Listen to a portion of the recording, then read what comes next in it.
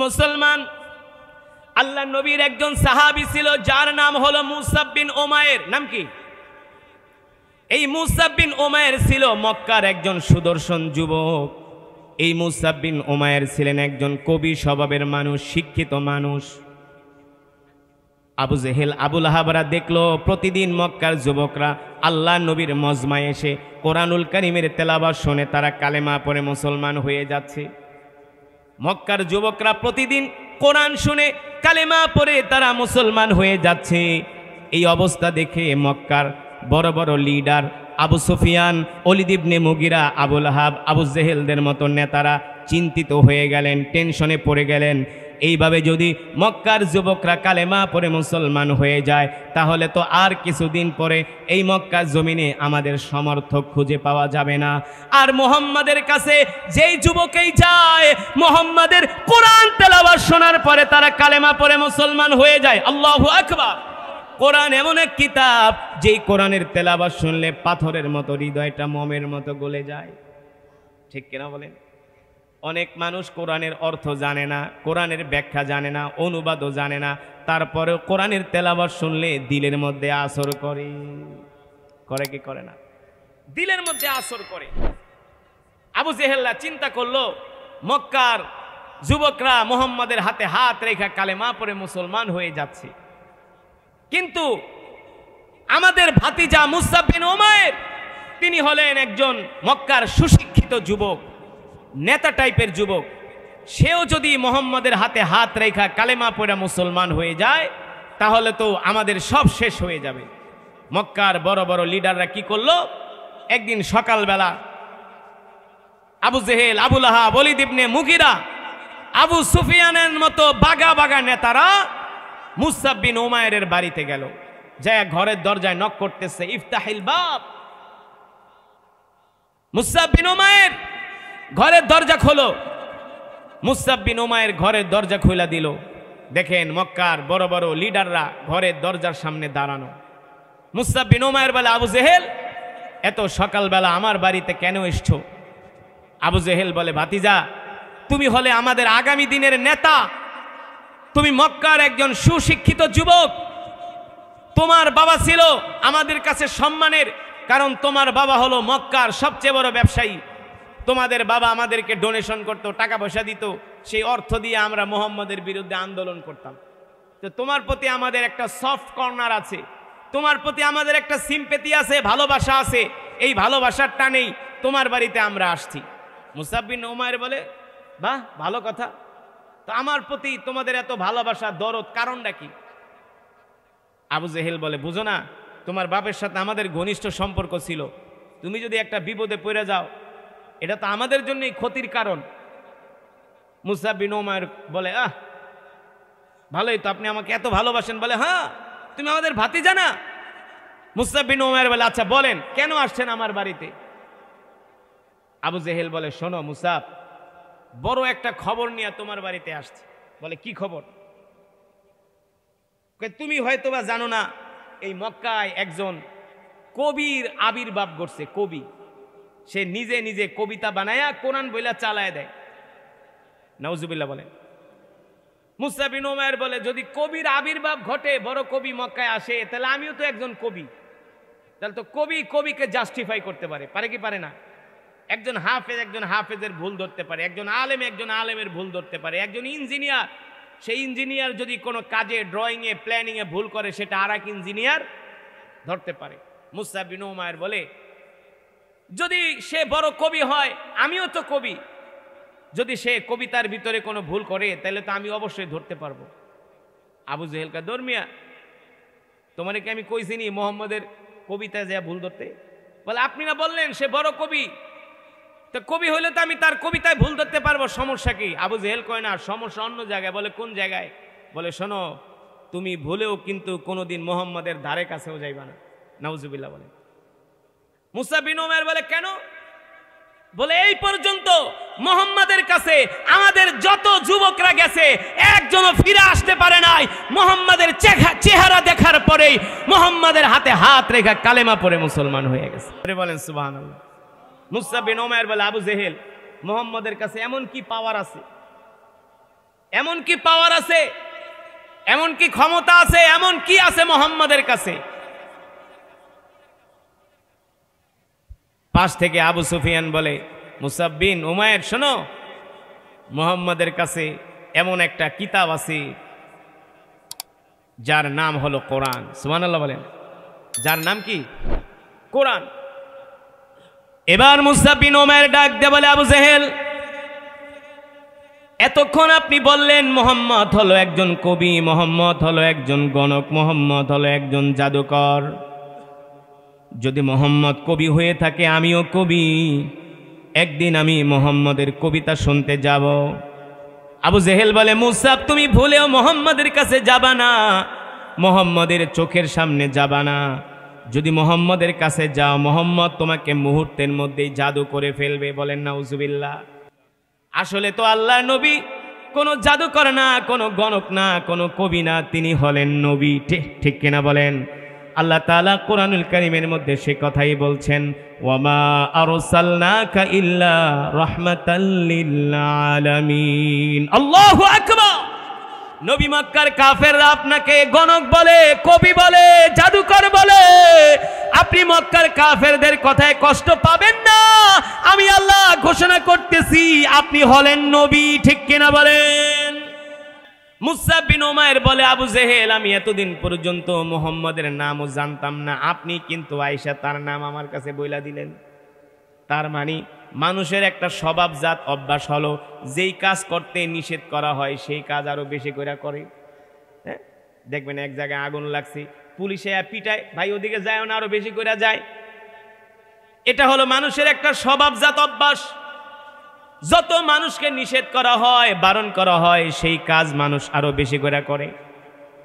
আবু জেহেলকে মুসাব বিন উমায়ের বলে, ও আবু জেহেল, এতদিন আমি মুহাম্মদের নামও জানতাম না, কিন্তু আপনি যেহেতু এত বড় কবি পরিচয় দিলেন, তার কবিতা একদিন আমাকে শুনতেই হবে। আবু জেহেলকে আবু লাহাব বলে, মিয়া তুমি বেশি বোঝো, এতদিন সে মুহাম্মদের নাম জানতো না, বুঝতো না, তার কাছে যাইতো না। তুমি তো আয়েশা মুহাম্মদের অ্যাডভার্টাইজ করে দিলা, তুমি তো আয়েশা মুহাম্মদের মার্কেটিং করে দিলা, মাইকিং করে দিলা। আবু জেহেলকে এবার তো আমি নিজের পায়ে নিজেই কুড়াল মারলাম। আবু জেহেল অনুতপ্ত। মুসাব বিন উমায়ের বলে, আবু জেহেল যান যান, চলে যান। মুহাম্মদ যদি কবি হয়ে থাকে, গণক হয়ে থাকে, জাদুকর হয়ে থাকে, আমি মুহাম্মদকে দেখলেই জাস্টিফাই করতে পারবো, আমি বুঝতে পারবো সে আসলে কবি নাকি অন্য কিছু। এবার আবু জেহেলরা চলে গেল। মুসাব বিন উমায়ের মনে মনে চিন্তা করে, যেই মানুষটার নামে এত বদনাম আমার কাছে করলো, এত কিছু যেই মানুষটার সম্বন্ধে বলল, আমি তো একজন মক্কার শিক্ষিত যুবক, আবু জেহেলের কথায় আমি কান দিব না। আমি আমার নিজের চোখ দিয়া একদিন মুহাম্মদকে যায় নিজেই জাস্টিফাই করব। আল্লাহু আকবার। সিরাতের কিতাবের মধ্যে আসছে, এ যুবক, তুমি তো মুসলমানের সন্তান হইয়া কোরআন পড়ো না, কোরআন বুঝো না, নামাজ পড়ো না, মসজিদে আসো না, কোরআনের মাহফিলে আসো না, অথচ মুসাব বিন উমায়ের হলো একজন কাফের, একজন মূর্তি পূজক, একজন কাফের। সে কাফের হইয়া নিজে নিজে চিন্তা করতেছে যে আমাকে একদিন মুহাম্মদের কাছে যেতেই হবে। আসলে সে কি বানায় বানায় কবিতা বলে নাকি, এটা আমাকে বুঝতেই হবে, এটা আমাকে জাস্টিফাই প্রমাণ করতেই হবে। এবার মুসাব বিন উমায়ের বলে, একদিন সন্ধ্যার পরে ঘুটঘুটে অন্ধকার হয়ে গেল, দিনের আলোতে আমি মুহাম্মদের কাছে যাব না, গেলে তো মক্কার মানুষ দেখে ফেলবে। মুসাব বিন উমায়ের বলে, একদিন আমি সন্ধ্যার সময় বের হলাম ঘুটঘুটে অন্ধকারের মধ্যে। বর্তমানেও বাইতুল্লাহর পাশে একটা পাহাড় আছে যার নাম হলো জাবালে আবু কোবাইস। নাম কি? বাদশার বাড়ির পাশে ওই পাহাড়টা, যেখানে মানুষের মাল সামানা হারায় গেলে ওইখান থেকে ওই মাল সামানাগুলো দেওয়া হয়। এই পাহাড়টা এখনো আছে বাইতুল্লাহর পাশে, কাবা শরীফের পাশে, জাবালে আবু কোবাইস। ওই পাহাড়ের পাদদেশে এক জায়গায় ছোট একটা স্পেস করে বসে আল্লাহর নবী সাহাবীদেরকে কোরআন শোনাতেন। সাহাবীদের ওই সময় তো আর আধুনিক মক্কা ছিল না, 1450 বছর আগে রাস্তাঘাটও তো ছিল না। মনে করেন একটা পাহাড়ের নিচে গাছের তলায় বসে আল্লাহর নবী সাহাবীদেরকে কোরআনের দর্স দিতেন, কোরআনুল কারীমের তেলাওয়াত করে শোনাতেন। মুসাব বিন উমায়ের বলে, আমি একদিন সন্ধ্যার সময় ঘর থেকে বের হয়ে গেলাম মুহাম্মদকে দেখার জন্য। আমি আস্তে আস্তে করে হেঁটে হেঁটে আমি মুহাম্মদের কাছে যাচ্ছি। সে যেইখানে বৈশা কোরআন পড়ে, আমি হেঁটে হেঁটে যাচ্ছি। যেতে যেতে একেবারে আমি আল্লাহর নবীর কাছ পর্যন্ত পৌঁছায় গেলাম। আল্লাহর নবী যেখানে বসা, সেখান থেকে আমি হয়তোবা কয়েকশো মিটার দূরে। আমি তাকায় দেখি আল্লাহর পয়গম্বর মুহাম্মদ সাল্লাল্লাহু আলাইহি সাল্লাম সাহাবীদেরকে কোরআনের বয়ান করতেছে। আল্লাহু আকবার। আমি আমার এই চোখ দিয়া, আমার এই চোখের নজর যখন মুহাম্মদ সাল্লাল্লাহু আলাইহি সাল্লামের চেহারার উপরে পড়ল, এক পলকেই আমি এতটুকুন বুঝতে পারলাম মুহাম্মদের মতো এত সুন্দর মানুষ মক্কার জমিনে একজনও নাই। আর জোরে বলেন সুবহানাল্লাহ। মুসা বিন উমাইর বলে, আল্লাহর পয়গম্বরকে দেখার পরে আমার কাছে মনে হলো আকাশের চাঁদ জাবালে আবু কুবাইসের পাদদেশে আকাশ থেকে চাঁদ উদিত হয়েছে। আল্লাহু আকবার। আল্লাহর নবীর চেহারা এত সুন্দর, আমার নবীর মতো এত সুন্দর করে আল্লাহ পৃথিবীতে কোনো মানুষ, কোনো পয়গম্বরকেও সৃষ্টি করছে? আমার নবীর মতো এত সৌন্দর্য আল্লাহ তাআলা পৃথিবীর কোনো মানুষকে দান করে নাই। এমনকি পয়গম্বর ইউসুফ আলাইহিস সালামকেও না। পয়গম্বর ইউসুফ আলাইহিস সালাম এত সুন্দর ছিলেন, আল্লাহর নবী বলে আমার ভাই ইউসুফকে আল্লাহ তাআলা সাদা সুন্দর বানাইছে, আর আল্লাহ তাআলা আমাকে লাল সুন্দর বানাইছে। সুবহানাল্লাহ বলেন। আল্লাহর নবী যখন হাসি দিত, তার গাল দুটো, তার চেহারাটা ডালিমের মতো লাল হয়ে যেত। এত সুন্দর ছিলেন আমার নবী, রাহমাতুল লিল আলামিন। মুসা বিন উমাইর বলে, আমি এক নজর যখন আল্লাহর নবীর চেহারার দিকে তাকাইলাম, আমি বুঝতে পারলাম মক্কার জমিনে এত সুন্দর মানুষ একজনও নাই। আমার কাছে মনে হলো এই জাবালে আবু কুবাইসের পাদদেশে মনে হয় আকাশ থেকে একটা চাঁদ উদিত হয়েছে। আমি তার সৌন্দর্য দেখে এতটা মুগ্ধ হয়ে গেলাম, আমি এক নয়নে আল্লাহর নবীর দিকে তাকায় থাকতে রইলাম। এবার আল্লাহর নবী কোরআন পড়ে। মুসা বিন উমাইর বলে, আমি যতই তার কোরআন শুনি ততই আমি মুগ্ধ হয়ে যাই। আর জোরে বলেন সুবহানাল্লাহ। যত আমি আল্লাহর নবীর কোরআন শুনি ততই মুগ্ধ হয়ে যাই। এবার মুসা বিন উমাইর মনে মনে ভাবে, আবু জেহেল না বলছিল সে বানায় বানায় কবিতা বলে, আবার না বলছিল মুহাম্মদ একজন পাগল, নাউজুবিল্লাহ, মুহাম্মদ একজন গণক, একজন জাদুকর। কিন্তু আবু জেহেলের কথার সাথে তো কোনো মিল পাই না। পাগলের চেহারা তো এত সুন্দর হতে পারে না। পারে? পাগল থাকে উস্কো খুস্কো চুল, পাগলের শরীরে থাকে ময়লা, জামাগুলো থাকে একেবারে ময়লা যুক্ত। পাগলকে দেখলেই বোঝা যায় খায় না, দায় না, ঘুমায় না।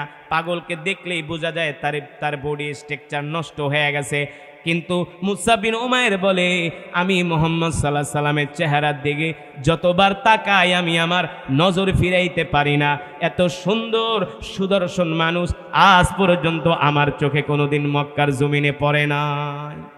মুসা বিন উমাইর বলে, আমিও তো একজন সুদর্শন যুবক।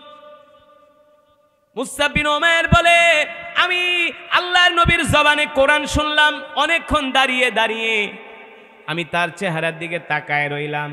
রাত গভীর হয়ে গেল, আমি বাড়িতে চলে আসলাম।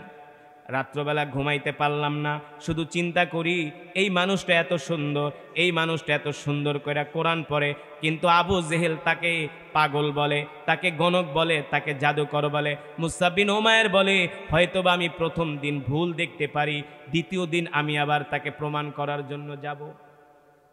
মুসা বিন উমাইর বলে, হয়তোবা প্রথম দিন আমার ভুল হইতে পারে, দ্বিতীয় দিন আমি আমার কনফিউশন, দ্বিতীয় দিন আমি আমার সন্দেহটা দূর করার জন্য আবার যাব। আবার মুসা বিন উমাইর বলে, আমি দ্বিতীয় দিন আবার গেলাম। মুসা বিন উমাইর বলে, দ্বিতীয় দিন যায়া আল্লাহ নবীর তেলাওয়াত শুনে আমি আরো মুগ্ধ হয়ে গেলাম। মুসা বিন উমাইর বলে, গভীর রাত হয়ে পড়ল, আবার বাড়িতে চলে আসলাম। এবার আমি সিদ্ধান্ত নিলাম তৃতীয় দিন আমি আবার আল্লাহর পয়গম্বরের জবানে কোরআন শুনতে যাব। আল্লাহু আকবার। জোরে বলেন আল্লাহু আকবার। মুসা বিন উমাইর বলে, আমি আবার তৃতীয় দিন গেলাম, যে দেখি আল্লাহর নবী সাহাবীদেরকে কোরআন তেলাওয়াত করে শোনাচ্ছেন। আমি দূর থেকে দাঁড়িয়ে দাঁড়িয়ে আমি বিমোহিত বিমুগ্ধ হয়ে আল্লাহর নবীর জবানে কোরআন শুনতে লাগলাম। হঠাৎ করে আল্লাহর নবীর নজর চলে গেল মুসা বিন উমাইরের দিকে। আল্লাহর নবী দেখেন প্রতিদিন একটা যুবক কোরআনের মজমায় আইসা দূর থেকে দাঁড়ায় দাঁড়ায় কোরআন শুনে আবার চলে যায়। আল্লাহ নবীও একদিন দুই দিন দেখছে, ডাক দেয় নাই। এবার তৃতীয় দিন তাকে ডাক দিছে, তাআলাউ ইয়া শাবাব, এই যুবকের দিকে আসো, এই যুবকের দিকে আসো। তুমি কোত্থেকে আসছো, তোমার নাম কি? বলে আমার নাম হলো মুসা বিন উমাইর। আল্লাহু আকবার। আল্লাহর নবী বলে তুমি কি মুসা বিন উমাইর? বলে হ্যাঁ, আমি তো তোমার বাবারে চিনি, তোমার বাবা তো হলো মক্কার সবচেয়ে বড় ব্যবসায়ী, তোমার বাবা তো হলো হুয়া তাজিরুন কাবীরুন জিদ্দান, অনেক বড় ব্যবসায়ী, আমি তারে চিনি। কিন্তু তোমার বাবা তো একজন মূর্তি পূজক কাফের। বাবা কাফের মানে ছেলে কি মুসলমান নাকি? ছেলেও তো কাফের। আল্লাহর নবী বলে তুমি একজন মূর্তি পূজক হইয়া প্রতিদিন তুমি আমার মজমায় আসো, দূর থেকে দাঁড়ায় দাঁড়ায় আবার চলে যাও, কারণ কি? মুসা বিন উমাইর বলে আমি এমনি এমনি আসি না, আসার কিছু কারণ আছে। আল্লাহর নবী বলে কি কারণ? বলে 3 দিন আগে আবু জেহেল আমার বাড়িতে গেছি, আমার বাড়িতে যাইয়া আবু জেহেল আপনার নামে এক গাদা মিথ্যা কথা বলছি। আল্লাহ নবী মুস্কি হাসি দিয়া বলে তুমি বলো আবু জেহেল আমার নামে কি বলছে। আল্লাহ নবী তো জানে আবু জেহেল কোনোদিনই আল্লাহর রসুলের নামে ভালো কথা বলবে না। আল্লাহ নবী প্রশ্ন করে বলো বলো আবু জেহেল কি বলছে? মুসা বিন উমাইর বলে আবু জেহেল আমাকে বলছে আপনি নাকি একজন পাগল, নাউজুবিল্লাহ বলেন, আপনি নাকি একজন কবি, আপনি নাকি একজন গণক। আল্লাহ নবী বলে মুসা তুমি তো আমার মজমে আইসা 3 দিন আমাকে অবজারভেশন করছো, তুমি তো আমাকে দেখছো, বলো বলো আমাকে দেখে তোমার কি মনে হয়েছে? মুসা বিন উমাইর বলে ওগো আল্লাহর পয়গম্বর মুহাম্মদ সাল্লাল্লাহু আলাইহি সাল্লাম, মক্কার কাফেররা আপনাকে কবি বলে, আমিও কিন্তু একজন কবি। আপনি যদি বানায় বানায় কোনো কবিতা বলতেন কেউ ধরতে না পারলে আমি ধরতে পারতাম, কারণ আমি একজন শিক্ষিত যুবক, আমি একজন সুশিক্ষিত কবি। তার মানে আপনি কবি না, আপনি কবি না, আপনি যেটা তেলাওয়াত করেন এটা পৃথিবীর কোনো মানব রচিত কবিতা হতে পারে না, এটা হলো আল্লাহর কোরআন। আবার মক্কার কাফেররা আল্লাহর নবীকে গণক বলতো, কারণ আল্লাহর নবী মক্কার কাফেরদের অনেক ষড়যন্ত্র ধরে ফেলতে পারতো, বুঝতে পারতো। এটা তো আল্লাহর নবী বুঝতে পারতো না, জানতে পারতো না, আল্লাহ তাআলা ওহীর মাধ্যমে তাকে জানায় দিত, ঠিক কিনা বলেন? ওমা ইয়ান্তিকু আনিল হাওয়া ইন হুয়া ইল্লা ওয়াহয়ুহা। মক্কার কাফেররা রাস্তার মোড়ে দাঁড়ায় থাকতো আল্লাহর নবীর উপরে আক্রমণ করার জন্য। আল্লাহ তাআলা জিব্রাইলকে পাঠাইতো, জিব্রাইল যাও যাও আমার হাবিবকে যায়া বইলা দাও মক্কার আবু জেহেলরা রাস্তার মধ্যে দাঁড়ায় আছে, আমার হাবিবের উপরে আক্রমণ করবে, আমার হাবিবকে বলে দাও আমার হাবিব যাতে ওই রাস্তা দিয়ে না যায়, আমার হাবিব যাতে রাস্তা পরিবর্তন করে। আল্লাহর নবী জিব্রাইলের কথা শুইনা ওহী আসছে, রাস্তা পরিবর্তন করে বাড়িতে চলে আসতো। মক্কার কাফেররা বলতো আমরা যে এই রাস্তায় দাঁড়াইছি পৃথিবীর কোনো মানুষ জানে না, মোহাম্মদ কিভাবে জানলো? তাহলে মোহাম্মদ হলো একজন গণক। বলেন নাউজুবিল্লাহ। আসলে তো আল্লাহর নবী গণক না, আল্লাহর নবীকে আল্লাহ তাআলা ওহীর মাধ্যমে জানায় দিত, ঠিক কিনা বলে? এই কারণে মক্কার কাফেররা আল্লাহর নবীকে গণক বলতো, কবি বলতো। এবার আল্লাহর পয়গম্বর মুসা বিন উমাইরকে ডাক দিয়া বলে এ মুসা, তুমি তো 3 দিন আমার মজমায় আইসা তুমি আমার কোরআন শুনছো, তুমি আমাকে দেখছো, এবার বলো তুমি স্টেটমেন্ট দাও আমার সম্বন্ধে তোমার কি ধারণা? মুসা বিন উমাইর বলে ওগো আল্লাহর পয়গম্বর আপনি গণক না, আপনি জাদুকর না, আপনি মিথ্যাবাদী না, আপনি কোনো কবি না, আপনি হলেন একজন নবী। আমি মুসা বিন উমাইর সাক্ষী দিলাম, কারণ আমি আপনার যেই কোরআনের তেলাওয়াত শুনছি, যেই কোরআনের ভাষাগুলো আমি শুনেছি, এই ভাষাগুলো এত প্রাঞ্জল ভাষা, এত হৃদয়গ্রাহী ভাষা, এত হৃদয় স্পর্শী ভাষা, এত সাহিত্যপূর্ণ ভাষা, পৃথিবীর কোন কবি তার কবিতার মধ্যে এত সুন্দর প্রাঞ্জল সাহিত্যপূর্ণ ভাষা দিয়া কবিতা আবৃত্তি করতে পারে না। এটা পৃথিবীর কোন কবির পক্ষে সম্ভব না। আমি সাক্ষ্য দিচ্ছি এটা হলো একমাত্র আল্লাহর কোরআন। আল্লাহু আকবার। আল্লাহ নবী ডাক দেওয়া বলে যুবকরে তাহলে কি তোমার কাছে কোরআন তেলাওয়াত ভালো লাগছে? মুসা বিন উমাইর বলে আপনি তো জানেন না, যদি ভালো না লাগতো তাহলে আমি 1 দিন না 2 দিন না আমি 3 দিন আসছি আপনার কোরআন শুনতে। কয়দিন আসছি? 3 দিন আসছি কোরআন শুনতে। আল্লাহ নবী বলে যুবক যদি তোমার কাছে আমার কোরআনের তেলাওয়াত ভালো লাগে আমি তোমাকে কি একটা প্রস্তাব দিব, মুসআব বিন উমাইর বলে, কি প্রস্তাব দিবেন? আল্লাহর পয়গম্বর বলে, তুমি কি আমার প্রস্তাবটা রাখতে পারবা? মুসআব বিন উমাইর বলে, কেন রাখতে পারবো না? আপনার প্রস্তাব রাখতে যায়া আপনি আমাকে মক্কার একজন সাহসী যুবকদের কাতারে পাবেন। কত সুন্দর জবাব, কত সুন্দর জবাব। আপনি আমাকে প্রস্তাব দেন, আপনার প্রস্তাব মানতে যায়া আপনি আমাকে ভীতুদের কাতারে পাবেন না, মক্কার একজন সাহসী যুবকের কাতারে পাবেন। আল্লাহর রাসূল বলেন, তাহলে আমি তোমাকে প্রস্তাব দিচ্ছি, যদি আমার কোরআনের তেলাওয়াত তোমার ভালো লেগে থাকে তাহলে এই মুহূর্তে তুমি আমার হাতে হাত রেখা কালেমা পড়ে মুসলমান হয়ে যাও। যুবক মুসলমান, কথাটা যত সহজে বললাম, বিষয়টা কিন্তু মোটেও তত সহজ। আরে কিভাবে সহজ? নিজের ধর্ম পরিবর্তন করছে, মূর্তি পূজা ছেড়ে দিচ্ছে, ইসলাম ধর্ম গ্রহণ করার পরেই তার উপরে অত্যাচারের স্টিম রুলার শুরু হবে। তার আয়েশে জিন্দেগি, আরামি জিন্দেগি, বিলাসী জিন্দেগি তাকে ছেড়ে দিতে হবে, তার মা বাবা আত্মীয় স্বজন তাকে ত্যাগ করবে। এটা কি সোজা কথা নাকি? মুসআব বিন উমাইর আল্লাহ রাসূলের দিকে হাত বাড়ায় দিয়া বলে, ওগো আল্লাহর নবী, আপনি আমাকে প্রস্তাব দেন, আপনি আমাকে একজন মক্কার সাহসী যুবকের কাতারে পাবেন, ভীতুদের কাতারে পাবেন না। আল্লাহ রাসূল বলে, যুবক তাহলে হাত দাও, এই মুহূর্তে আমার হাতে হাত রেখা কালেমা পড়ে মুসলমান হয়ে যাও। আল্লাহর নবী মুসআব বিন উমাইরকে কালেমা পড়ায় মুসলমান বানায় দিয়েছে।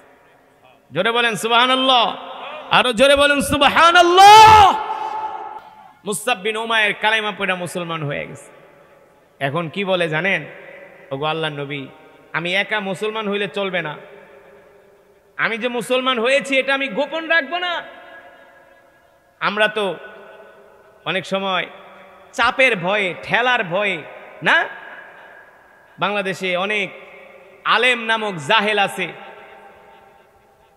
নেতার ভয়ে, নেত্রীর ভয়ে, পুলিশের ভয়ে হক কথা বলে না। আছে কি আছে না? অনেক স্টেজে আইসা ওয়াজ করে, আল্লাহ বি খুশ রাহো, শয়তান বি নারাজ না হো, এমন ওয়াজ করে পরে আল্লাহরেও খুশি রাখতে হইব, শয়তানরেও বেজার করা যাবে না। তার মানে ওরা হক কথা বলতে ভয় পায়, হক কথা বলতে ভয় পায়। আরে হক কথা তো উলামায়ে কেরামকে বলতেই হবে। হক কথা বলতে যে যদি জেল হয়, জুলুম হয়, ফাঁসির রশি যদি গলায় পরিয়ে দেওয়া হয়, তারপরে উম্মতের সামনে হকের উচ্চারণ করতেই হবে। ঠিক কিনা বলেন? যুগ জামানা পাল্টে দিতে চাইলে অনেকজন, একজনেই আনতে পারে জাতির জাগরণ। এই যে আপনাদের সামনে বয়ান করছি, এর মধ্যে থেকে যদি একটা কথা যদি একজন মেনে যায়, তার জীবনে বাস্তবায়ন করে, একটা হক কথা যদি আমল করে, এই মাহফিল সাকসেস, এই মাহফিল কামিয়াব। ঠিক কিনা বলেন? যুগের পর যুগ ওয়াজ করলেন, কোরআনের মাজমা থেকে, কোরআনের মাহফিল থেকে হক কথা হলো না, হকের আওয়াজ তোলা হলো না। এটা কোনো কোরআনের মাহফিলেই হতে পারে না। যেখানে কোরআনের মাহফিল হবে, বাতিলের বিরুদ্ধে সেখান থেকে উচ্চ আওয়াজ হবে। ঠিক কিনা বলে? যাতে বাতিল ভয় পায়, বাতিল যাতে ভয় পায়, বাতিলের মধ্যে যাতে কম্পন শুরু হয়ে যায়। মুসআব বিন উমাইর বলল, আল্লাহর নবী, সাহাবীদের ঈমান কেমন ছিল দেখেন। আজকে তো আমরা গরু খাওয়া মুসলমান, হক কথা বলতে চাই না, হক কথা শুনতেও চাই না। আমি কোন রকম নামাজ কালাম পইরা মরতে পারলেই বেহেশত পাইয়া যাবো। বেহেশত কি টাঙ্গাইলের চমচম নাকি? বেহেশত কি টাঙ্গাইলের চমচম, কুমিল্লার রসমালাই? এত সোজা না বেহেশত পাওয়া। এই কোরআনের জন্য আল্লাহ রাসূলের সাহাবীরা জীবন দিয়েছে, জীবন জীবন। বাতিলের সামনে মাথা নত করে নাই। আর আমরা তো এখন কোরআন মানতে চাই না, কোরআনের বিধানকে আমরা পছন্দ করি না। কেউ তো বলে আমরা শরিয়া আইনে বিশ্বাসী না, তাহলে তো আর ঈমানই নাই, মুরতাদ হয়ে গেছে। এই সমাজে কিছু মুসলমান নামাজও পড়বে, রোজাও রাখবে, দাড়িও রাখবে, কিন্তু মরার পর মরার সময় মুরতাদ হয়ে মরবে। সে মনে করে নামাজ রোজা করে বেহেশতে চলে যাবে। এত সোজা না। আল্লাহ তাআলা আমাদেরকে যেই বিধান দিয়েছেন, তুমি যদি মানতে নাও পারো তোমাকে সেটা স্বীকার করতে হবে যে পারি না, এটা আমার অক্ষমতা, এটা আমার ইমানের কমজোরি, আমি গরু খাওয়া মুসলমান। কিন্তু আল্লাহ তাআলার বিধানের সামনে তোমাকে মাথা নত করতেই হবে, ঠিক কিনা বলেন? মুসআব বিন উমাইর বলে, আল্লাহর রাসূল, আমি একা কালেমা পড়া মুসলমান হইছি, চলবে না, আমি আমার গোত্রের মানুষদেরকে যাও এই কোরআনের দাওয়াত দিব, কালেমার দাওয়াত দিব। সাহাবায়ে কেরাম বলে, মুসআব একটু রোয়া সোয়া, আস্তে আস্তে। মুসআব বলে, কেন আস্তে আস্তে কেন? কেন? মক্কার আবু জেহেলরা যদি মিথ্যা ধর্ম প্রচার করতে পারে, আমি মুসআব কেন সত্য ধর্ম ইসলাম প্রচার করতে পারবো না? আল্লাহু আকবার। ওগো আল্লাহর রাসূল, আমারে দোয়া করে দেন, আমি আমার গোত্রের কাছে যায়া আমি বলে দিব যে আমি মুসলমান হয়ে গেছি, তাদেরকে আমি কালেমার দাওয়াত দিব। আল্লাহর নবী বলে, মুসআব তুমি যখন যায়া তোমার গোত্রের মানুষের কাছে কালেমার দাওয়াত দিবা, তোমার উপরে অত্যাচার হবে, নির্যাতন হবে, জুলুম হবে। মুসআব বিন উমাইর বলো, আল্লাহর নবী, অত্যাচার, নির্যাতন, জুলুম সইতে সইতে আমি শাহাদাত বরণ করব, তারপর আমি তাদের সামনে যাইয়া হক কথাগুলো বলবো।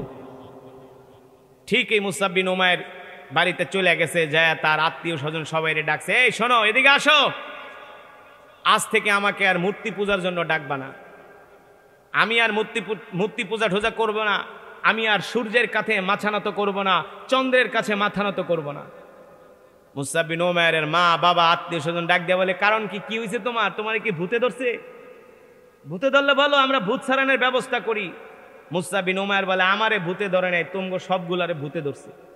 কারণ তোমরা মূর্তির সামনে মাথা নত করো, মাথা ঝুঁকিয়ে দাও, সূর্যের সামনে মাথা ঝুঁকিয়ে দাও, চন্দ্রের সামনে মাথা ঝুঁকিয়ে দাও, অথচ যিনি এই চন্দ্র সূর্য সৃষ্টি করেছে উচিত ছিল তার সামনে মাথাকে ঝুঁকিয়ে দেওয়া। মুসআব বিন উমাইরের বাপকে, ওরে বাবারে, ছেলে তো আমার কাম হইছে, আসল জায়গায় পৌঁছায় গেছে। বাবা তুই সত্যি করে কই গেছিলি? বাবা শুনে রাখো, আমি আল্লাহর পয়গম্বর মুহাম্মদ সাল্লাল্লাহু আলাইহি সাল্লামের হাতে হাত রেখে কালেমা পড়ে মুসলমান হয়ে গেছে। এই কথা বলার পরে মুসআব বিন উমাইরের আত্মীয় স্বজনকে বুঝছি তোমাকে আর হাতছাড়া করা যাবে না। এমনি ছেলে দেখতে শুনতে একেবারে প্রিন্সের মতো, সুদর্শন চেহারা, সুদর্শন যুবক, চেহারার ভিতরে একটা আভিজাত্যের ছাপ, উচ্চ বংশীয়, দেখলেই বোঝা যায় সুশিক্ষিত একজন যুবক। এমন ছেলেকে কোনো মা বাবাই হারাতে চায় না। ঘর থেকে দুইটা শিকল আনছে, শিকল, যুবক দুইটা শিকল আনছে, আইনা 2 হাত বাঁধছে, 2 পা বাঁধছে, বেঁধে ঘরের খুঁটির সাথে তালা মেরা দিচ্ছে। শোন, আর কোনোদিন মুহাম্মদের কাছে যাইতে পারবি না। মুসআব বিন উমাইর বলে, বাবা ছেড়ে দাও, আমি আল্লাহর পয়গম্বরকে ছাড়া আমি বাঁচতে পারবো না। বলে, দেখি তুই কিভাবে মুহাম্মদের কাছে যাস। এইদিকে আল্লাহ নবী অপেক্ষা করতেছে কখন মুসআব বিন উমাইর আসবে। আসে না, মাস যায়, দিন যায়, আসে না। এইদিকে তো তাকে লোহার শিকল দিয়া ঘরের ভিতরে আটকায় রাখছে। মুসআব বিন উমাইরকে খাবার দেয়, ঠিক মতো খায় না, কোনো রকম একটু খায় জীবন বাঁচানোর জন্য। মানুষ কয়দিন আর কম খায়া বাঁচতে পারে? শুকাইতে শুকাইতে কাঠ হয়ে গেছে, কাঠ, হাড্ডিগুলো জেগে গেছে। একদিন মুসআব বিন উমাইর ঘরের খুঁটির সাথে হেলান দিয়া চোখ থেকে ঝরঝর করে পানি পড়তেছে। তার মা ডাক দিয়া বলে, বাবা তুমি কি তোমার মায়ের জন্য কাঁদো না তোমার বাবার জন্য? মুসআব বিন উমাইর বলে, মা আমি আমার মায়ের জন্য কাঁদি না, বাবার জন্য কাঁদি না। আমি যেই রসুলের হাতে, যেই নবীর হাতে হাত রেখে কালেমা পড়ে মুসলমান হয়ে গেছি, কতটা মাস হলো আল্লাহ রসুলকে আমি দেখি না। মা আমার হাত আর পায়ের শিকলটা খুলে দাও, আমি আল্লাহর পয়গম্বর মুহাম্মদ সাল্লাল্লাহু আলাইহি সাল্লামের কাছে চলে যাই। মুসআব বিন উমাইরের মা ডাক দিয়ে বলে, কেন রে বাবা, তোর কি মায়ের জন্য মায়া লাগে না? মুসআব বিন উমাইর বলে, মা ওই রব্বে কাবার কসম খায়া বলি, আমি আল্লাহর নবীর চাইতে তোমাকে বেশি ভালোবাসি না। জোরে বলেন সুবহানাল্লাহ।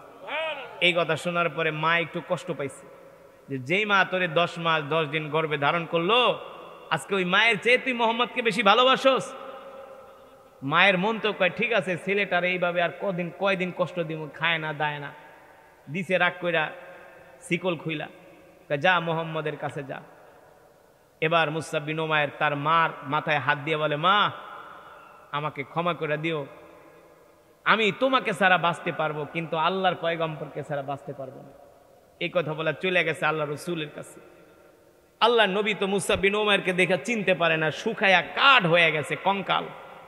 আল্লাহ নবী ডাক দিয়ে বলে, মুসআব তোমার এই অবস্থা কেন?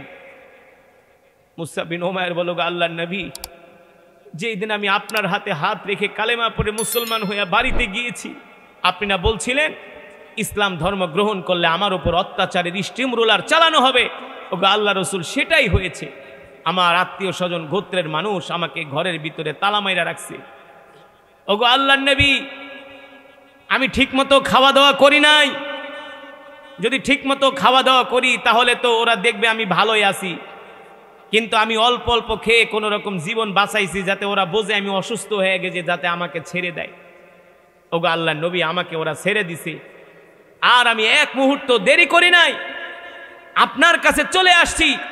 এতটা মাস আমি যতটা কষ্ট করছি, না খেয়ে রইছি, যতটা নির্যাতন জুলুম সহ্য করছি, আল্লাহর কসম করে বলি আপনাকে দেখার পরে আমি আমার সব কষ্ট দুঃখ ভুলে গেছি। আল্লাহ নবী মুসআব বিন উমাইরকে বুকে জড়ায় নিলেন, তাকে গোসল করালেন, সুন্দর জামা পরতে দিলেন, খাবার দাবার খাওয়ায় বলে, মুসআব তুমি মদিনায় চলে যাও, আমি কিছুদিন পরে মদিনায় আসতেছি। মুসআব বিন উমাইর মদিনায় চলে আসলেন।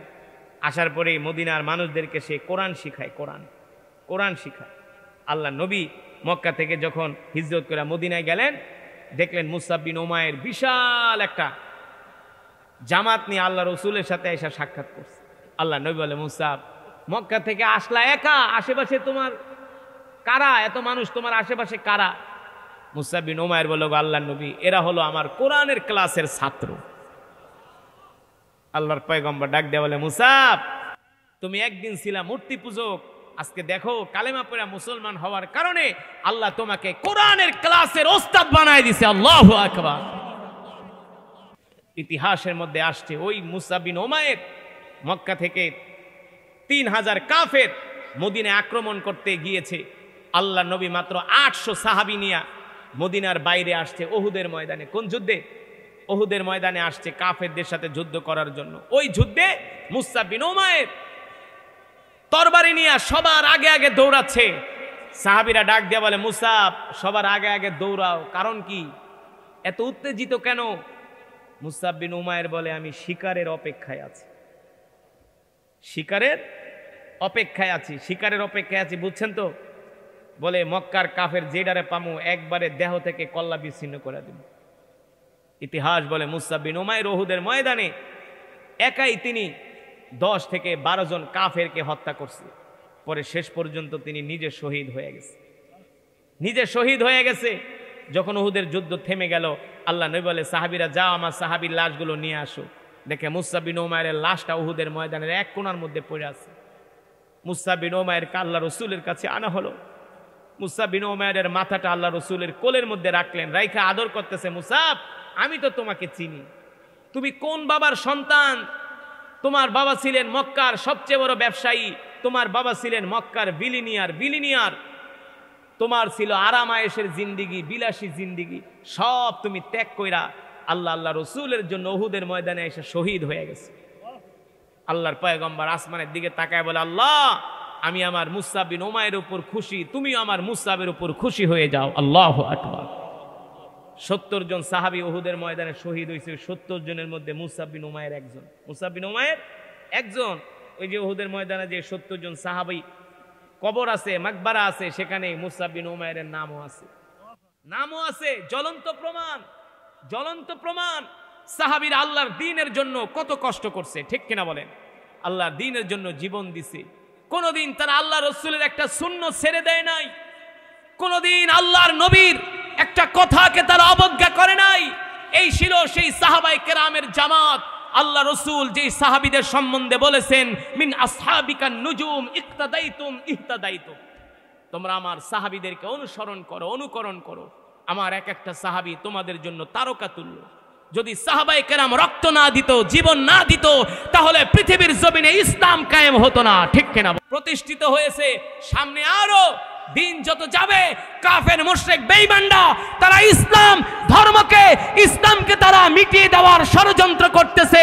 যদি এমন কোন পরিস্থিতি মুসলিম উম্মার সামনে আসে তাহলে আমরা এক একজন মুসআব বিন উমাইরের ভূমিকায় অবতীর্ণ হব। ঠিক কিনা বলে? আল্লাহর জমিনে দিন কায়েমের জন্য যদি আমাদের জান দিতে হয়, মাল দিতে হয়, রক্ত দিতে হয়, আমরা রাজি আছি তো ইনশাআল্লাহ? রাজি আছি তো ইনশাআল্লাহ? মুসলমান, আমি আপনাদের সামনে যে কোরআন পড়েছি, এই কোরআন আল্লাহ তাআলা বিশ্ব নবীর উপরে নাজিল করেছেন।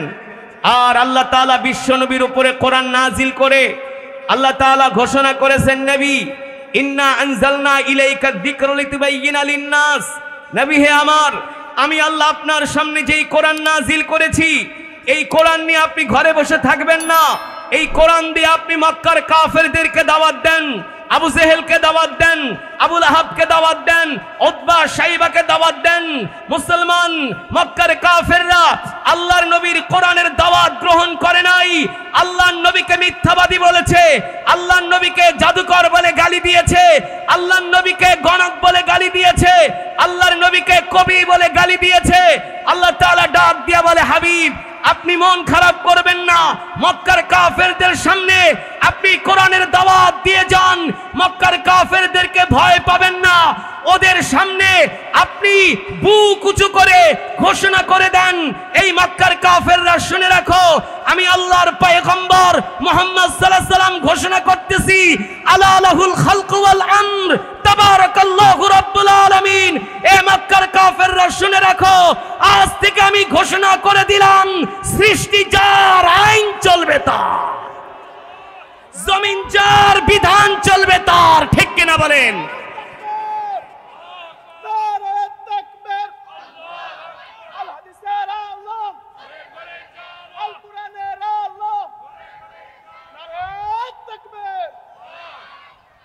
আপনাদের কি ক্ষুধা লাগছে? দুর্বল হয়ে গেছেন? এই স্লোগান দিয়া আর এই শক্তি দিয়া, এই আওয়াজ দিয়া নাস্তিকদের একটা পশমও ছিঁড়তে পারবেন না। কোরআনের বয়ান যতক্ষণ চলবে ময়দান কাঁপবে। ঠিক কিনা? কোরআনের বয়ান যতক্ষণ চলবে ময়দান কাঁপবে। ঠিক কিনা বলেন? আশেপাশের নাস্তিক মুরতাদরা যাতে বুঝে এখানে কিছু আল্লাহর পাগলেরা বসে আছে। আমরা কার পাগল? জোরে বলেন, আমরা কার পাগল? আমরা আল্লাহর পাগল, দুনিয়ার পাগল না, সম্পদের পাগল না, ক্ষমতার পাগল না, নারীর পাগল না, বাড়ির পাগল না, আমরা আল্লাহর পাগল। মানুষ আমাদের পাগল বলে বলুক, তাতে আমাদের কিছু যায় আসে না। আমরা পাগল আল্লাহ তাআলা। আল্লাহ তাআলা আমাদের কবুল করুন বলে আমিন। মুসলমান, বয়ান কি চলবে? কতক্ষণ? কতক্ষণ? মাত্র 15 থেকে 20 মিনিট বয়ান চলবে, কিন্তু শর্ত হলো একজনও ওঠাউঠি করা যাবে না। রাজি আছেন? রাজি আছেন? একজনও ওঠাউঠি করা যাবে না। আমরা জমে জমে বসে বসে শেষ মোনাজাত দিয়া একসাথে আমরা বাড়িতে যাব ইনশাআল্লাহ। আল্লাহ তাআলা আমাদের সকলকে কবুল করুন বলি আমিন। মুসলমান, আল্লাহর বান্দারা, আল্লাহ রাব্বুল আলামিন কোরআনুল কারীমের মধ্যে বলছেন, ওয়া নুনাজ্জিলু মিনাল কুরআনি মা হুয়া শিফাউ ওয়া রাহমাতুল লিল মুমিনিন ওয়া লা ইয়াজিদুজ জালিমিনা ইল্লা খাসারা। আল্লাহ রাব্বুল আলামিন বলেন, নবী আমি আল্লাহ আপনার উপর যে কোরআন নাজিল করেছি, এই কোরআন আমি মুমিনের শেফার জন্য, মুমিনের মুক্তির জন্য নাজিল করেছি। ঠিক কিনা বলেন? এই কোরআন হলো মুমিনের জন্য শেফা, এই কোরআন হলো মুমিনের জন্য মেডিসিন, এই কোরআন হলো মুমিনের জন্য ঔষধ। কিন্তু আজকে আমরা মুসলমান সেই কোরআন পড়ি না, কোরআন বুঝি না, কোরআন বোঝার চেষ্টা করি না, কোরআনের মজমায় আসি না। অথচ আল্লাহ তাআলা আমাদেরকে এমন কোরআন, এমন কিতাব দান করেছেন, এই কোরআন যদি আজকে আমরা পড়তাম, এই কোরআন যদি বুঝতাম, এই কোরআন অনুযায়ী যদি আমরা আমাদের রাষ্ট্র পরিচালনা করতাম, আমরা আমাদের সমাজ গঠন করতাম, তাহলে বাংলার জমিন থেকে চুরি, ডাকাতি, হাঙ্গামা, ধর্ষণ সব কিছু বন্ধ হয়ে যেত। ঠিক কিনা বলেন? স্বাধীনতার ৪৫ বছর পার হয়ে গেল, কিন্তু বাংলার মানুষ এখনো পর্যন্ত প্রকৃত স্বাধীনতা পায় নাই। এখনো বাংলাদেশে ৫ বছরের শিশু ধর্ষণ হয় কি হয় না? এখনো আদালতে যার টাকা আছে তার পক্ষে রায় চলে আসে, টাকার বান্ডিলের জোরে মার্ডার কেসের আসামিও আদালত থেকে খালাস পাওয়া যায়। কথা কোন? টাকার জোরে বড় সন্ত্রাসীরাও আদালত থেকে তারা জামিনে বের হয়ে আসে, ঠিক কিনা বলেন? আবার এসে তারা আগের মতো অপরাধে জড়ায় যায়। তার মানে হলো এই পৃথিবীতে মানব রচিত কোনো আইন দিয়া, কোনো বিধান দিয়া পৃথিবীর জমিনে শান্তি প্রতিষ্ঠা করা সম্ভব না একমাত্র আল্লাহর কোরআনের আইন ছাড়া। এই কথা বাংলার মুসলমান বুঝে না, এই কথা বাংলার মুসলমান বুঝতে চায় না। এ যুবক মুসলমান, আমি আপনাদের সামনে যে কোরআনুল কারীমের তেলাওয়াত করলাম, এই কোরআন শুধু আল্লাহ তেলাওয়াতের জন্যই নাজিল করে নাই। এই কোরআন শুধু আল্লাহ খতম পড়ার জন্য নাজিল করে নাই। এই কোরআন শুধু আল্লাহ ঝাড় ফুঁক দেওয়ার জন্য, তাবিজ লেখার জন্য আল্লাহ কোরআন নাজিল করে নাই।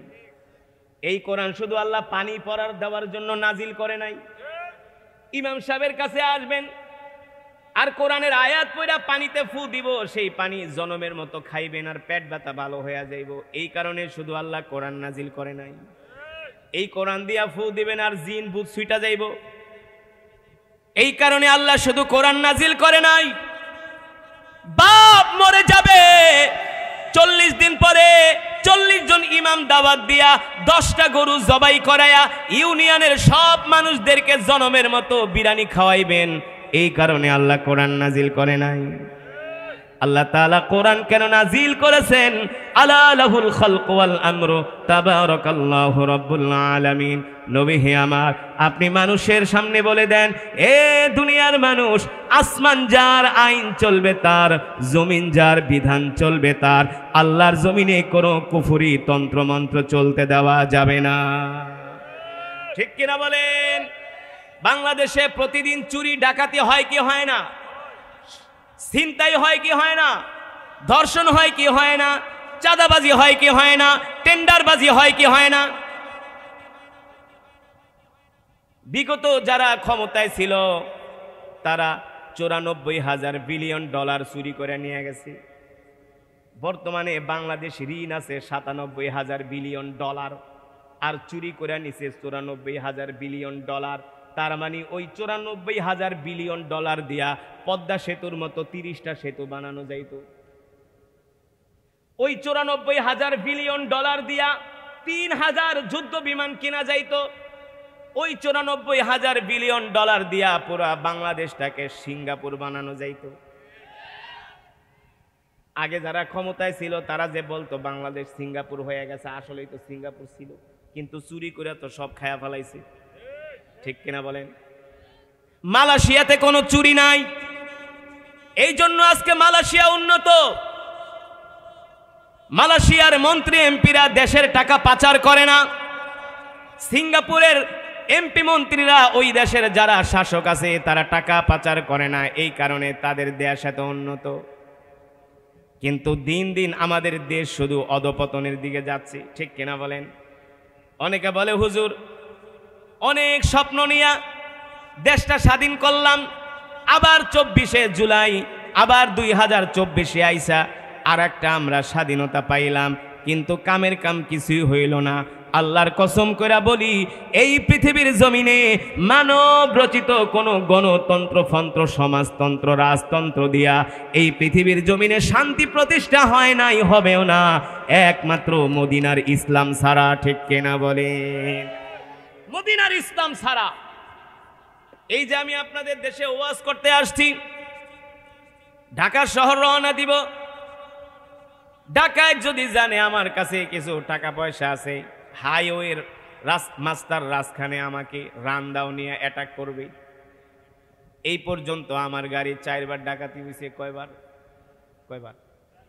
4বার ডাকাতি হয়েছে। আপনাদের টাঙ্গাইল থেকে সিরাজগঞ্জ যাচ্ছি, এই যমুনা সেতু পার হইয়া মাত্র 2 কিলো কড্ডার মোড় থেকে মাত্র 1 কিলো যাইতে না যাইতে মাগরিবের সময়, তাও মাগরিবের আজানের পরে হঠাৎ করে দেখি গাড়ির ভিতরে দামদুম শব্দ। বাইরে দেখি 10-12 জন রান্দাও নিয়ে দাঁড়ায় রয়েছে, হুজুর যা আছে দিয়া যান। আমি কই বেটা হন তো ওয়াজই শুরু করলাম না, তুই তো ধরবি আমারে রাত 12টার পরে। রাত 12টার পরে ধরলে না কিছু পাবি পয়সা পাতি। এখন তো আমার পকেট খালি, কত কথা বুঝি না। মোবাইল দেন হুজুর, মোবাইল দেন, জুতা খুলে দেন, ঘড়ি খুলে দেন। জুতা নিয়ে গেল, মোবাইল নিয়ে গেল, ঘড়ি নিয়ে গেল। চোখের সামনে ডাকাতি হচ্ছে, কেউ কোনো প্রতিবাদ করলো না, দেখাও না দেখার ভান্দেরা জায়গা। কিন্তু আল্লাহর কসম করে বলি, বাংলার জমিনে যদি কোরআনের আইন থাকতো, কোনো মহাসড়কে হাইওয়ে কোনো জায়গায় ডাকাতিরা ডাকাতি করতে সাহস পেত না, ঠিক কিনা বলে? কারণ আল্লাহর কোরআনের বিধান, আল্লাহর কোরআনের বিধান, চোর যদি একবার চুরি করে তারে ধরতে পারলে তার 1 হাত কেটে দাও, ঠিক কিনা বলেন? চুরি বন্ধ হয়ে যাবে। কোন দর্শক যদি ধর্ষণ করে, ধর্ষককে যদি ধরতে পারো তাকে পাথর মেরে হত্যা করো, ধর্ষণ বন্ধ হয়ে যাবে, ঠিক কিনা বলেন? এই যে কিছুদিন আগে উমরা কইরা আমি বাংলাদেশে আসলাম, মক্কা শরীফ থেকে দাম্মাম যাচ্ছি। দাম্মাম 1200 কিলোমিটার। কতশো? মক্কা শরীফ থেকে দাম্মাম যাচ্ছি 1200 কিলোমিটার। রাত 3টা বাজে, গাড়ি চলতেছে মরুভূমির মাঝখান দিয়া।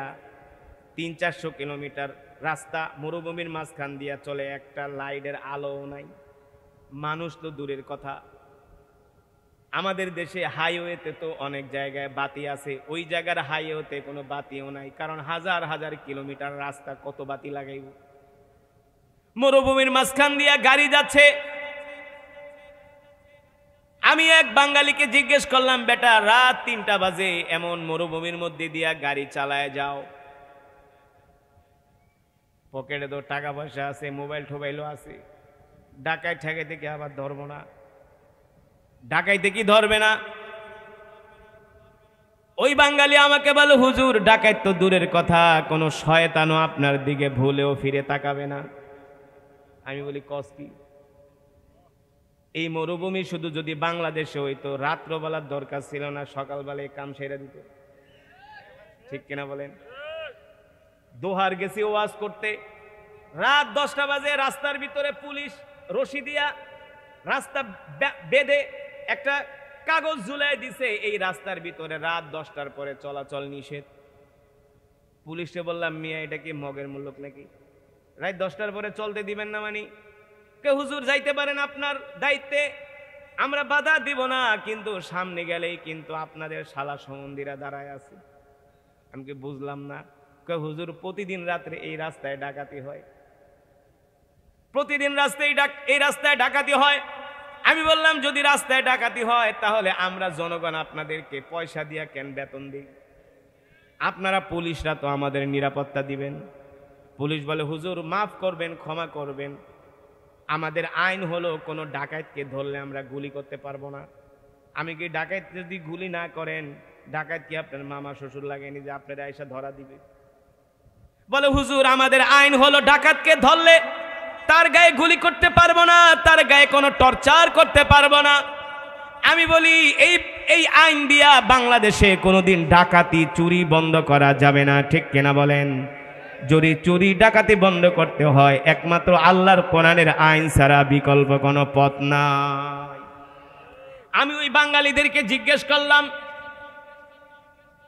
এই দাম্মামের রোডে মক্কা শরীফ থেকে দাম্মাম 1200 কিলোমিটার, কোনোদিন কি ডাকাতির ঘটনা ঘটে নাই? বলে, হুজুর আজকে 36 বছর ধরে সৌদি আরব থাকি, কোনোদিন শুনি নাই এই রাস্তায় ডাকাতি হয়েছে।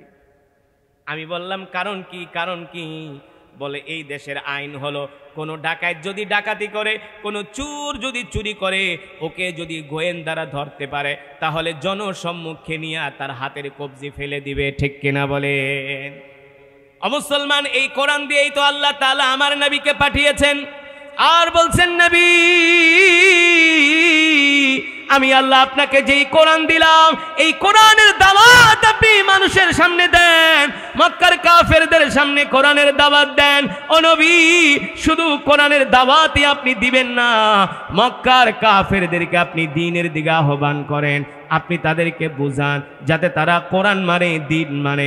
যখন তারা কোরআন মানবে, দিন মানবে, কালেমা পড়ে মুসলমান হয়ে যাবে, এই মক্কার জমিনেও কোনো চুরি থাকবে না, ডাকাতি থাকবে না, দর্শন থাকবে না, চাঁদাবাজি থাকবে না। ঠিক আল্লাহর নবী ওই মক্কার জমিনে, মক্কার মানুষগুলো ছিল এত বর্বর, এত জাহেল, এত অজ্ঞ, এত মূর্খ, যে মক্কার মানুষদের প্রতিনিয়ত ওদের কাজ ছিল দর্শন করা, চুরি করা, ডাকাতি করা, মানুষের অর্থ সম্পদ লুণ্ঠন করা, নারীদের ইজ্জত লুণ্ঠন করা, এমনকি হারাম কাজ করা। এগুলো ছিল মক্কার মানুষদের প্রতিদিনের রুটিন। কিন্তু আল্লাহর নবী তাদেরকে কোরআন দিয়া এমন সোনার মানুষে পরিণত করলেন, মক্কার যুবকরা ধর্ষণ করা ছেড়ে দিছে, চুরি করা ছেড়ে দিছে, ডাকাতি করা ছেড়ে দিছে, তারাই হয়ে গেল ইতিহাসের সবচেয়ে সোনার মানুষ। ঠিক কিনা বলেন? এমন একটা বড় বড় জাতিকে আল্লাহর নবী মেরে পিটিয়ে তাদেরকে মানুষ করেন নাই, ভালো বানান নাই, একমাত্র কোরআন দিয়ে তাদেরকে ভালো বানিয়েছেন। ঠিক কিনা বলেন? মক্কার কিছু যুবক পাহাড়ের নিচে বসে আছে, এক মহিলা যাচ্ছে, ওই মহিলাকে দেখার পরে মক্কার যুবকরা আগায় গেল, বোন তুমি যে এই রাস্তা দিয়ে যাইতেছ, তুমি কি ভয় পাচ্ছ নাকি? ওই মহিলা ডাক দিয়া বলে, ভয় কেন পাবো না, মক্কার যুবকরা তো ভালো না, ওরা তো নারীদের ইজ্জত, নারীদের সম্ভ্রম নষ্ট করে, ওরা তো নারীদের সম্ভ্রম নষ্ট করে। মক্কার যুবকরা ডাক দিয়া বলে, বোন হয়তোবা তুমি এখন মক্কার যুবকদের কথা জানো না, আগে মক্কার যুবকরা ছিল নারীদের সতীত্বের জম, এখন ওই মক্কার যুবকরা হয়ে গেছে নারীদের ইজ্জতের পাহারাদার। ওই মহিলা ডাক দিয়া বলে, তোমরা এত ভালো মানুষ কিভাবে হইলা? কোন জাদুর পরশে তোমরা এত সোনার মানুষে পরিণত হলে? মক্কার যুবকরা ডাক দিয়ে বলে, বোন আমরা আল্লাহর নবী মুহাম্মদ সাল্লাল্লাহু আলাইহি সাল্লামের হাতে হাত রেখা কালেমা পড়ে মুসলমান হয়ে গেছি। ওই আল্লাহর নবী আমাদেরকে একটা কোরআন শিক্ষা দিয়েছেন, ওই কোরআনের মধ্যে আল্লাহ তাআলা বলছেন, ওয়ালা তাকরাবুজ জিনা ইন্নাহু কানা ফাহিশাতাও ওয়া সাআ সাবিলা। তোমরা জিনার ধারে কাছেও যায় না। জিনা হলো ব্যভিচার, হলো অশ্লীল কাজ, গুনার কাজ। এই কাজ যারা করবে আল্লাহ তাআলা হাসরের ময়দানে তাদেরকে শাস্তি দিবে। বোন, যেদিন থেকে আল্লাহর নবীর জবানে আমরা কোরআনের এই আয়াত শুনেছি, কোরআনের এই আয়াত পড়েছি, সেই দিন থেকে আমরা ধর্ষণ, জিনা, ব্যভিচার বন্ধ করে দিছি। আগে ছিলাম আমরা নারীদের ইজ্জতের জম, এখন থেকে আমরা মক্কার যুবকরা নারীদের ইজ্জতের পাহারাদারির দায়িত্ব নিয়েছি। আল্লাহু আকবার, জোরে বলেন আল্লাহু আকবার। এই কারণে মুসলমান, এই কোরআন আমাদের নিজেদেরকে তেলাওয়াত করতে হবে, আমাদের সন্তানদেরকে কোরআন শিখাতে হবে। কিন্তু দুঃখ আর আফসোসের বিষয় হলো আমাদের বাংলাদেশের ম্যাক্সিমাম মুসলমান কোরআন পড়তে পারে না। কলেজ ইউনিভার্সিটির যুবকরা কোরআন পড়তে পারে না। ঠিক কিনা বলেন? কলেজ ইউনিভার্সিটিতে কোরআন নাই, ধর্মীয় শিক্ষা নাই। আজকে ধর্মীয় শিক্ষা না থাকার কারণে আমাদের সন্তানগুলো তারা নাস্তিক হয়ে যাচ্ছে, মুরতাদ হয়ে যাচ্ছে। আজকে প্রত্যেকটা কলেজ ইউনিভার্সিটিতে অস্ত্রের ঝনঝনানি, তাদের মাঝে দিন নাই। এর জন্য একমাত্র আমরাই দায়ী। এই সমাজকে যদি পরিবর্তন করতে হয়, একমাত্র আল্লাহর কোরআন দ্বারাই এই সমাজ পরিবর্তন করা সম্ভব। ঠিক কিনা বলে? আল্লাহ তাআলা আমাদের সকলকে কবুল করুন বলি আমিন।